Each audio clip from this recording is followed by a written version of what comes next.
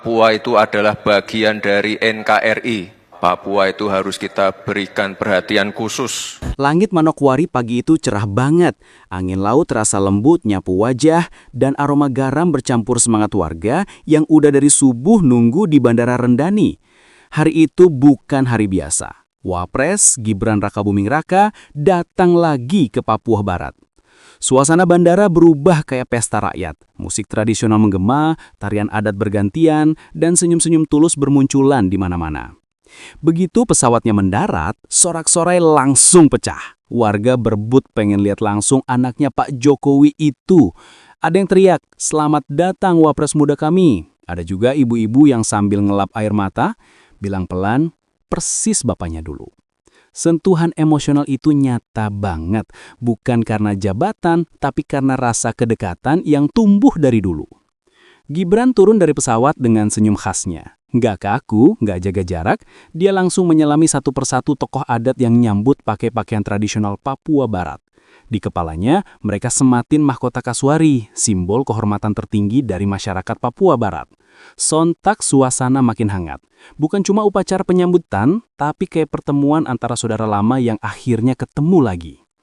Selvi Ananda, istrinya juga ikut. Dengan pakaian batik lembut warna bumi, dia senyum ke setiap orang yang menyapanya.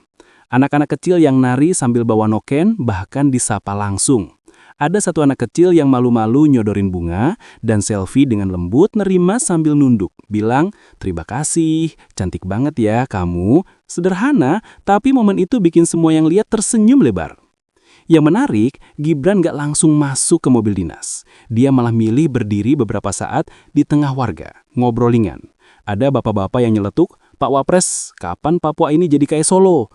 Gibran ketawa kecil, jawabnya santai tapi penuh makna. "Pelan-pelan Pak, tapi harus jalan terus. Kita kejar bareng-bareng biar Papua makin keren." Jawaban itu disambut tepuk tangan spontan. Hangat banget suasananya. Warga Manokwari kelihatan bangga banget. Bukan cuma karena kedatangan orang penting, tapi karena mereka ngerasa didengar.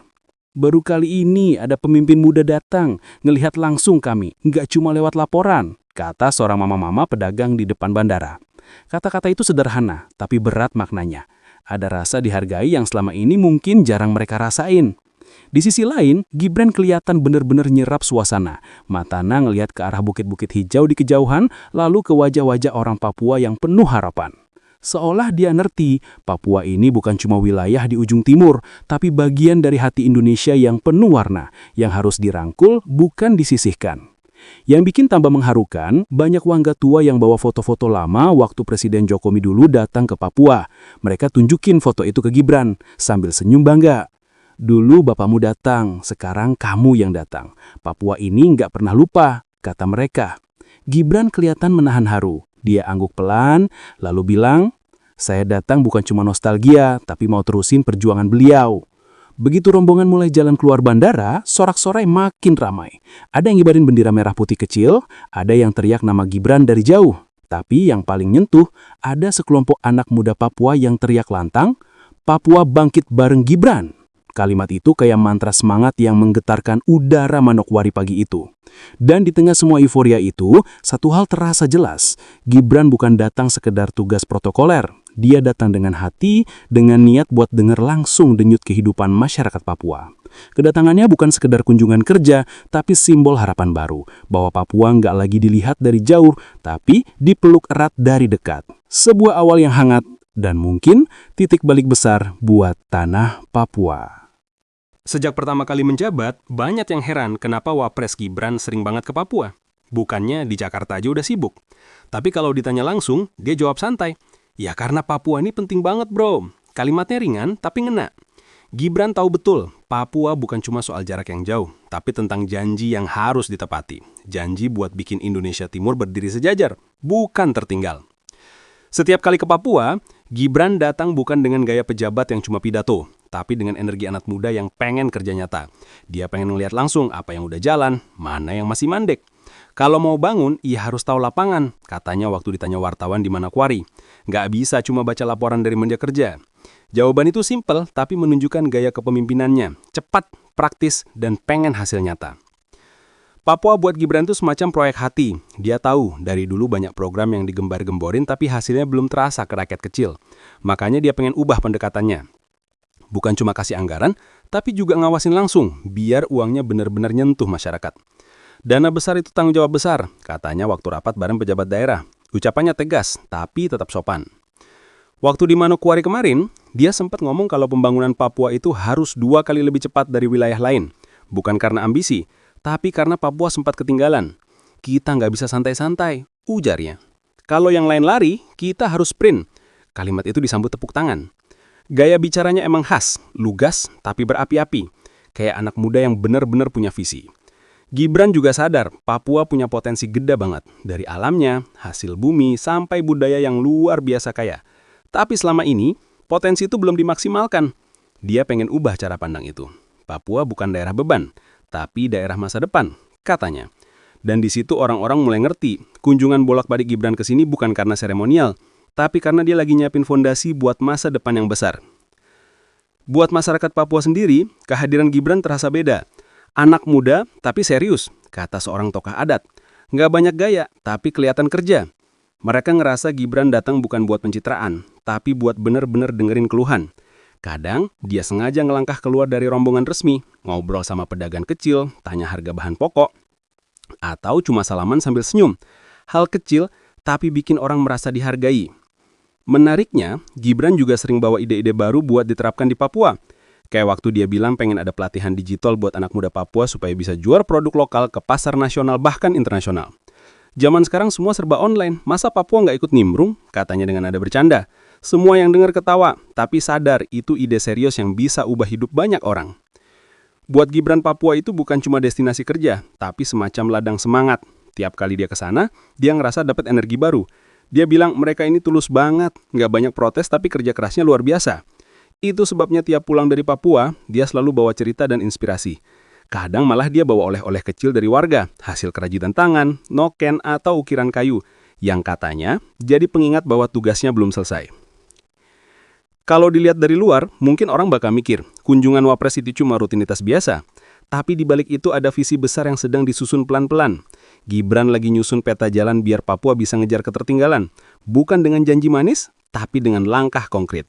Setiap datang, dia kumpulin data, dengerin cerita rakyat, dan nyari solusi bareng-bareng. Cara ini beda banget dengan gaya lama yang top-down. Ini lebih personal, lebih manusiawi. Dan mungkin itu alasan kenapa Gibran bolak-balik ke Papua. Karena buat dia, Papua bukan tempat jauh di timur sana, tapi bagian dari rumah besar bernama Indonesia. Dan rumah itu baru bisa disebut utuh kalau semua bagiannya makmur, termasuk Papua.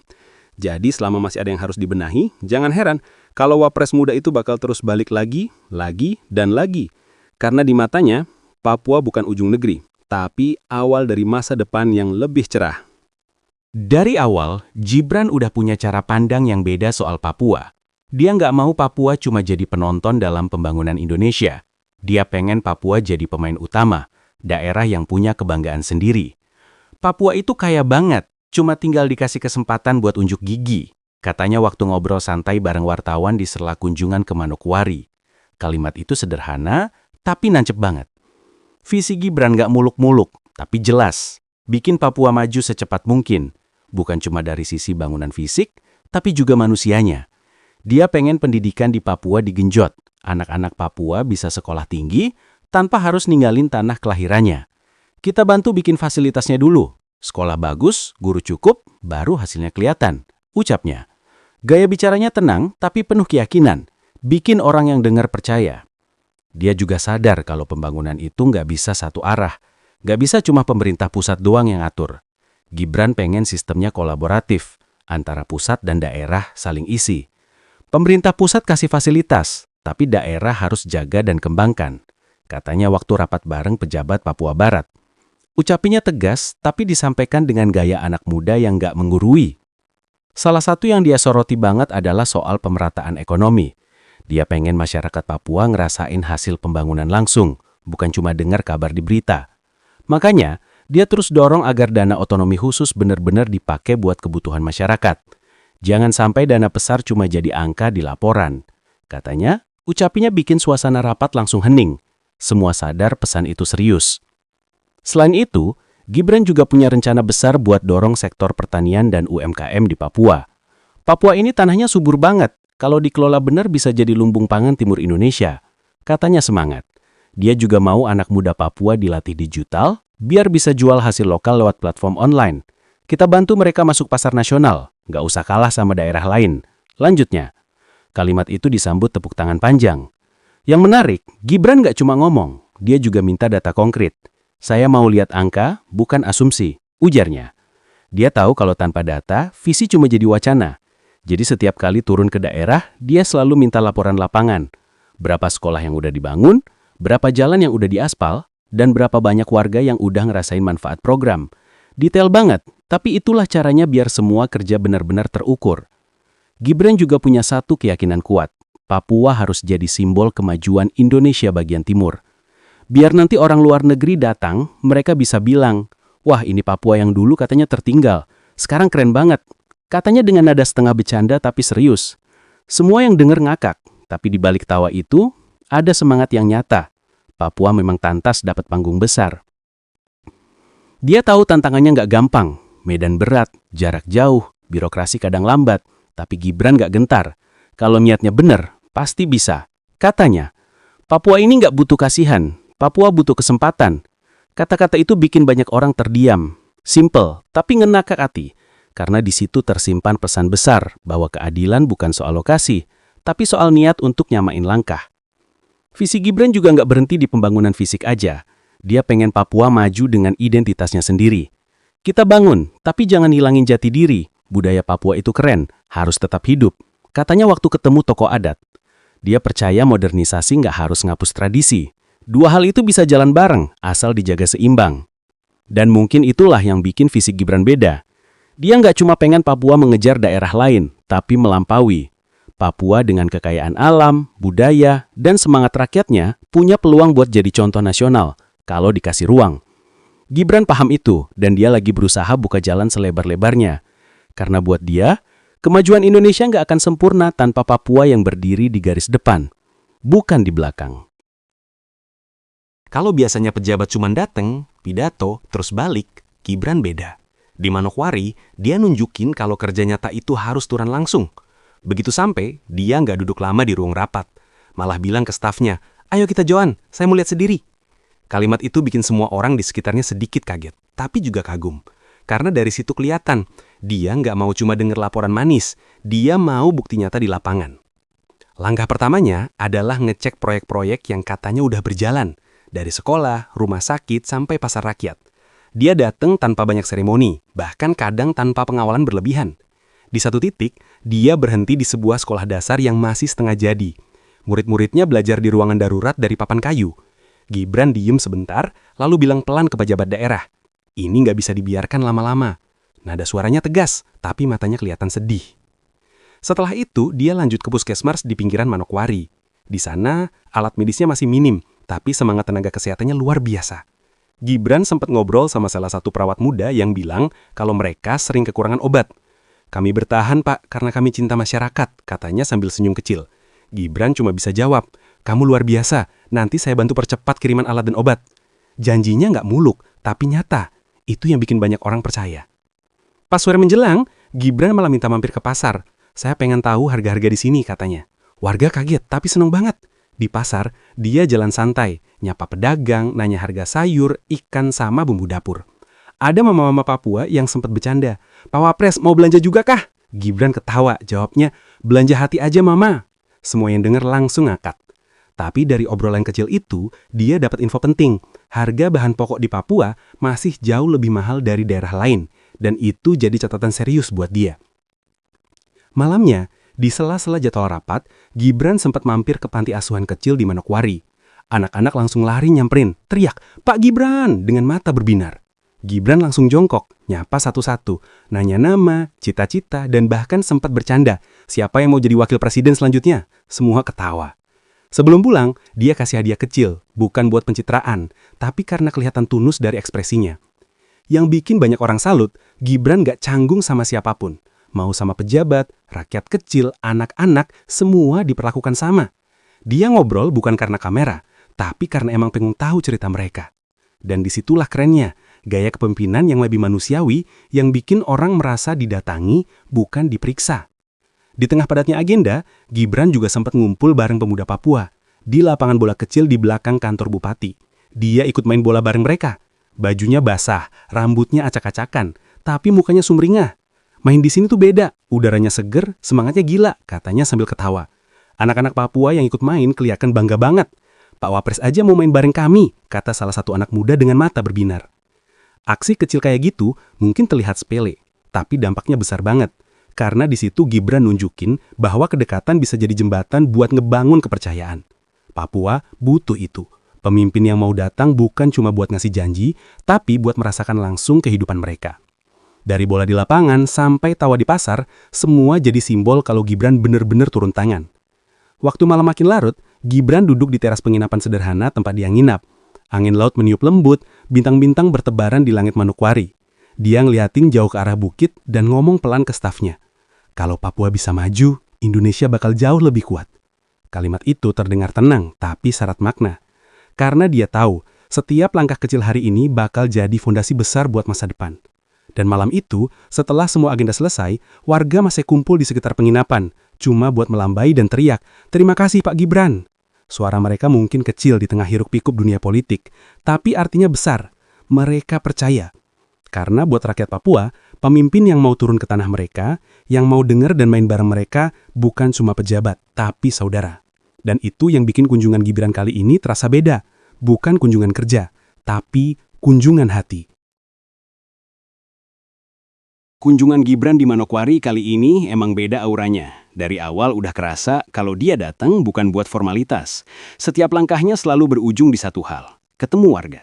Bukan di podium, tapi di jalanan, di pasar, di lapangan, di tempat di mana kehidupan Papua bener-bener berdenyut. Dia kayak pengen bilang, kalau mau ngerti rakyat, ya turun langsung, jangan tunggu laporan. Dan itulah yang dia lakukan. Di sela padatnya jadwal, Gibran selalu nyempetin waktu buat sekedar ngobrol santai. Suatu siang dia mampir ke warung kopi kecil di pinggiran kota Manokwari. Nggak ada protokol ribet, cuman duduk bareng beberapa warga sambil ngopi hitam dan pisang goreng. Obrolannya ngalir aja. Ada bapak-bapak yang curhat soal harga pupuk mahal, ada mama-mama yang cerita anaknya susah cari kerja. Gibran dengerin satu-satu, sambil nyaut dengan gaya khasnya. Oke, nanti saya catat, yang beginian nggak boleh berlarut. Nada suaranya santai tapi tegas, bikin semua yang hadir ngerasa didengerin. Di momen lain, dia sempat nyapa tukang ojek yang lagi nunggu penumpang. "Tarif ke pasar berapa bang?" tanya Gibran sambil senyum.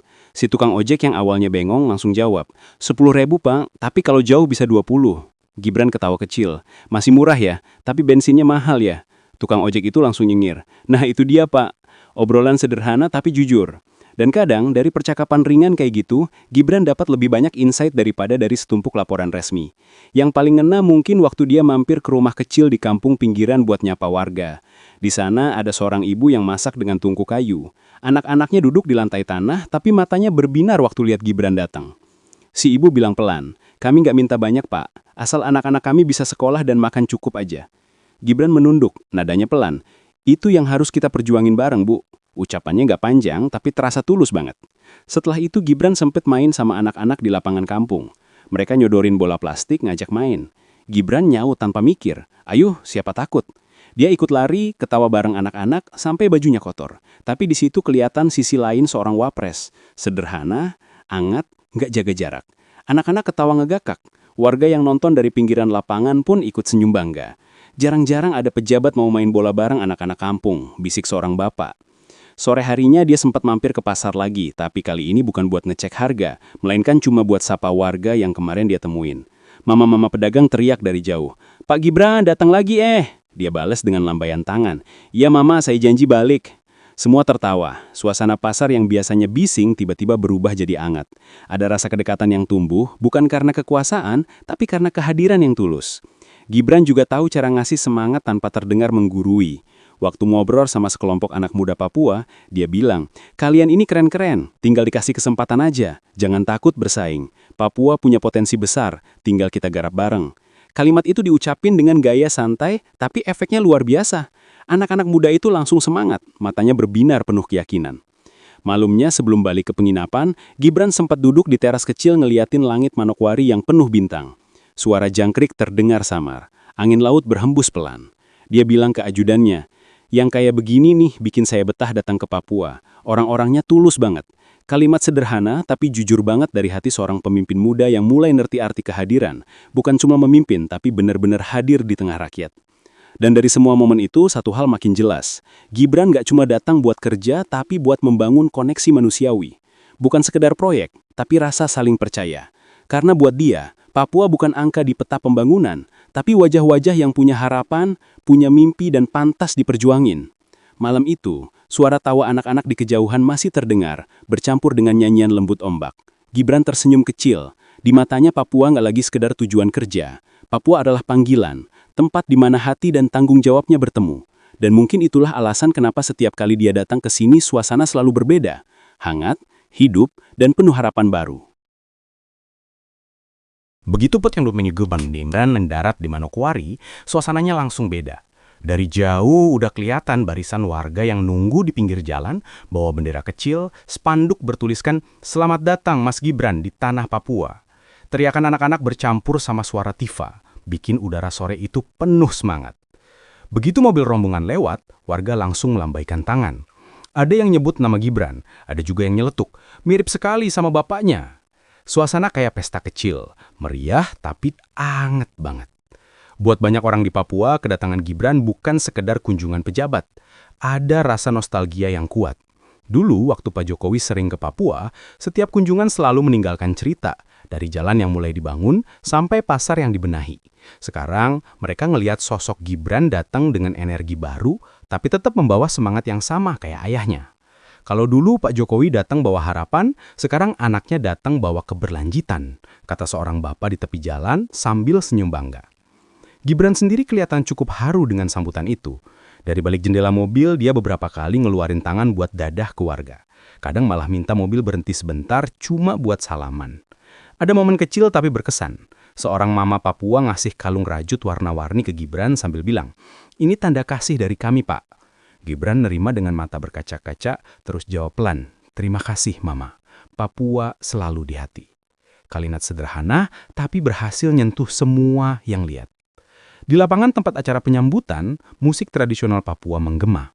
Warga, pelajar, sampai aparat semuanya tumpah ruah. Nggak ada batas antara pejabat dan rakyat, semuanya campur jadi satu. Gibran tampil santai, pakai kemeja putih dan senyum lebar yang khas. Begitu naik ke panggung, tepuk tangan langsung menggema. Tapi dia nggak langsung pidato formal, malah mulai dengan candaan. "Saya kayaknya udah sering banget ke Papua, nanti jangan-jangan dikira mau pindah ke sini." Tawa pun pecah di mana-mana. Tapi di balik candaan itu, Gibran punya pesan yang dalam. Dia bilang, "Saya datang bukan cuma buat acara, tapi buat denger langsung apa yang masih kurang, apa yang bisa kita benahi bareng-bareng." Papua harus maju bukan karena belas kasihan, tapi karena kerja keras dan semangatnya sendiri. Ucapan itu disambut sorak setuju.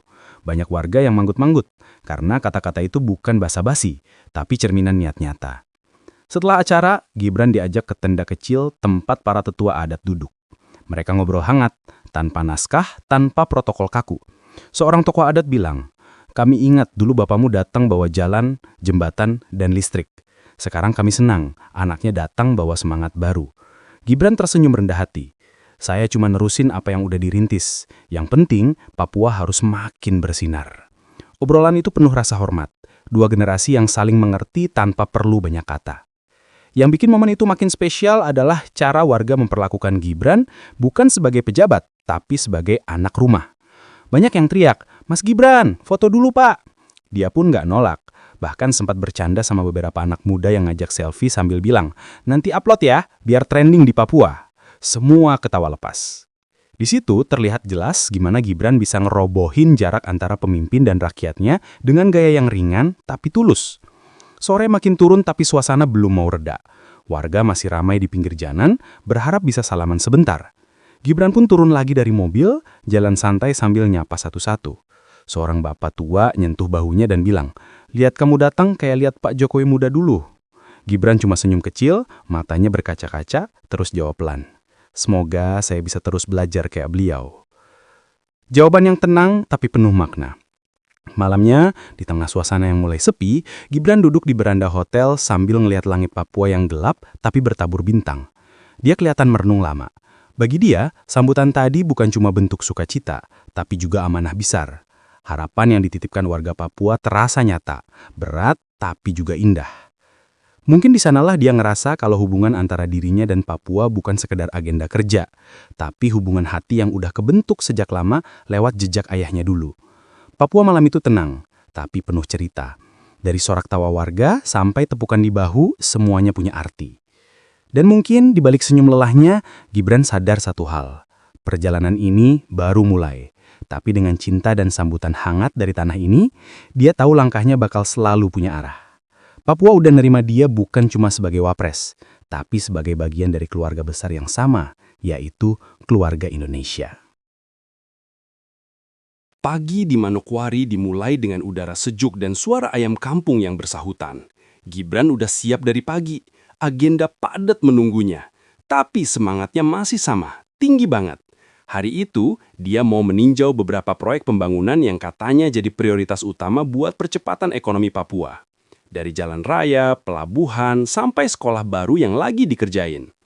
Kalau infrastrukturnya kuat, ekonomi bakal ngikut, katanya ke timnya sambil ngeliat peta di tangannya. Nada suaranya tenang, tapi yakin banget. Sepanjang jalan, Gibran kelihatan serius tapi juga kagum. Banyak wilayah yang dulunya susah diakses, sekarang udah mulai terbuka. Mobil melintas di jalan mulus yang beberapa tahun lalu masih tanah becek. Di kanan kiri, warga sibuk kerja. Ada yang angkut semen, ada yang jualan minuman buat pekerja. Nah, beginilah semangat Papua, ucap Gibran pelan seolah ngomong ke dirinya sendiri. Matanya kelihatan berbinar kayak ngeliat masa depan yang mulai kebentuk. Di satu titik, dia berhenti di lokasi pembangunan jembatan yang katanya bakal jadi penghubung antar distrik. Gibran turun, ngobrol sama para pekerja. "Capek nggak, Pak?" tanya salah satu dari mereka. Gibran malah balik nanya. "Yang capek kan kalian, saya cuma numpang lihat." Semua ketawa. Tapi di balik canda itu, Gibran beneran ngasih semangat. Kalau jembatan ini selesai, akses logistik lancar, harga kebutuhan bisa turun, warga makin sejahtera. Jadi semangat terus ya, katanya sambil nepuk bahu salah satu pekerja. Siangnya, Gibran mampir ke sekolah yang baru direnovasi. Anak-anak berbaris di halaman, nyanyi lagu selamat datang. Beberapa dari mereka malah bawa tulisan karton bertuliskan, "Terima kasih Mas Gibran." Wajah Gibran langsung berubah lembut. Dia nyamperin, ngelus kepala salah satu anak kecil sambil bilang, "Kalian ini calon pemimpin Papua, belajar yang rajin ya." Anak itu cuma senyum malu-malu. Momen kecil yang mungkin sederhana, tapi penuh makna. Karena di mata anak-anak itu, Gibran bukan cuma pejabat, tapi harapan nyata. Setelah dari sekolah, Gibran lanjut ke pelabuhan. Tempat itu ramai banget, penuh aktivitas. Kapal barang datang silih berganti. Nelayan sibuk bongkar hasil tangkapan. Gibran nyapa satu persatu, nanya gimana harga ikan, gimana hasil laut akhir-akhir ini. Seorang nelayan bilang, "Sekarang udah lebih gampang jual ikan, Pak. Jalan udah bagus, pasar makin rame." Gibran senyum puas. Nah, itu dia. Kalau aksesnya dibuka, ekonomi rakyat pasti naik. Kalimatnya sederhana, tapi terasa kayak titik temu antara visi besar dan kenyataan di lapangan. Sore hari, Gibran duduk di kursi kayu di tepi dermaga. Pandangannya jauh ke laut. Matahari pelan-pelan tenggelam di balik awan oranye. Di sampingnya, seorang anak muda Papua duduk, diam beberapa saat lalu bilang, "Pak, kami senang Bapak sering datang ke sini. Rasanya kayak Papua mulai diperhatiin lagi." Gibran menatap anak itu, tersenyum tipis. "Papua itu bagian penting dari Indonesia. Saya nggak datang buat pencitraan. Saya datang karena saya yakin kalian bisa maju, bahkan lebih dari daerah lain." Suasana jadi hening, tapi hangat banget. Malamnya, sebelum terbang balik ke Jakarta, Gibran sempat ngomong ke rombongan kecil wartawan yang ikut. "Saya selalu bilang, Papua bukan proyek singkat. Ini perjalanan panjang. Tapi kalau kita serius, 5 atau 10 tahun lagi, Papua bisa jadi motor pertumbuhan timur Indonesia." Ucapannya tegas, tapi nada suaranya lembut. Kayak seseorang yang percaya penuh pada sesuatu yang belum sepenuhnya terlihat, tapi sudah mulai terasa. Dan memang, perubahan itu udah mulai kelihatan. Dari wajah warga yang makin ceria, jalan-jalan yang lebih ramai, sampai semangat anak muda yang mulai tumbuh lagi. Papua bukan lagi cerita tentang ketertinggalan, tapi tentang kebangkitan. Tentang daerah yang mulai berdiri tegak dengan caranya sendiri, sambil disokong kehadiran seorang pemimpin muda yang mau turun langsung, bukan sekadar memerintah dari jauh. Saat pesawat yang ditumpangi Gibran lepas landas, lampu-lampu Manokwari berkelip di bawah. Gibran memandanginya lama, lalu bilang pelan, "Saya akan balik lagi." Bukan janji kosong, tapi komitmen yang lahir dari hati. Karena di setiap langkahnya di tanah Papua, dia nggak cuma ninggalin jejak pembangunan, tapi juga harapan. Harapan bahwa suatu hari nanti, Papua bukan cuma jadi simbol keindahan timur Indonesia, tapi juga bukti bahwa perhatian dan kerja nyata bisa benar-benar mengubah segalanya. Dan mungkin ketika nanti waktu berjalan, orang-orang Papua bakal bilang dengan bangga, "Kami pernah disapa, diperhatikan, dan dibangunkan mimpi kami oleh Gibran." Sebuah cerita yang lahir dari ketulusan, tumbuh dari kerja keras, dan akan terus hidup di hati mereka yang percaya bahwa Papua memang pantas untuk maju, berdiri sejajar, bahkan melangkah lebih jauh dari yang pernah dibayangkan.